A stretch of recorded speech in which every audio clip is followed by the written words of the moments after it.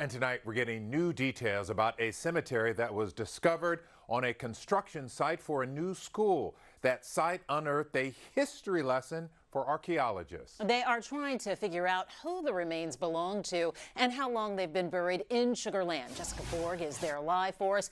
Any clue on who was buried there, Jess?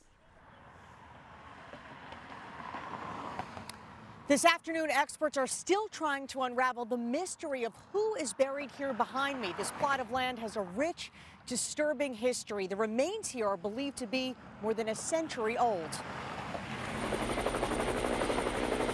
A backhoe operator discovering the first set of human remains. At least 30 more, now covered in black tarp, found over several days on property owned by the Fort Bend ISD. District officials stunned. It was quite unexpected to find this. But local historian Reginald Moore says he wasn't surprised at all. In fact, he says he even warned them about who might be buried here. I think they were prisoners and possibly people from the plantation period.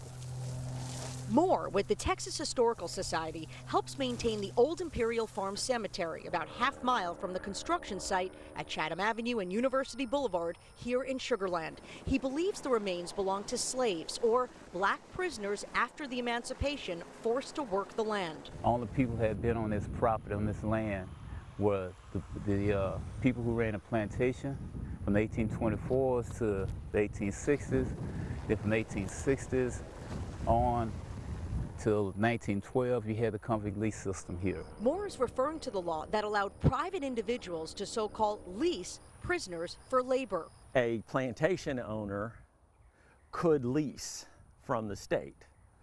The state would then get paid a certain amount of money, and the person would then become literally enslaved once again. University of Houston archaeology professor Ken Brown says there are likely unmarked graves on thousands of acres of land in the area. The end result is they're easily wiped from history. Remains, he claims, are buried in open fields and under homes, something he says developers need to keep in mind. In this case, he says it's possible it's a family cemetery. There's an area where there appears to be graves in a line, and then there's a blank spot, then there's apparently more graves, and then another blank spot and more graves.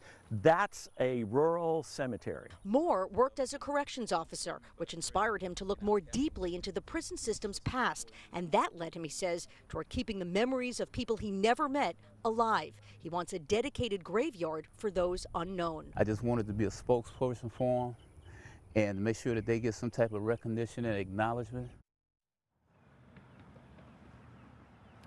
Now, the Fort Bend ISD plans to continue building their new technical center here at the site, but around the remains, testing is being done to determine exactly how long they've been here. The delicate process of excavation could take some time. We are live this evening in Sugar Land. Standing for Houston, Jessica Borg, KHOU 11 News.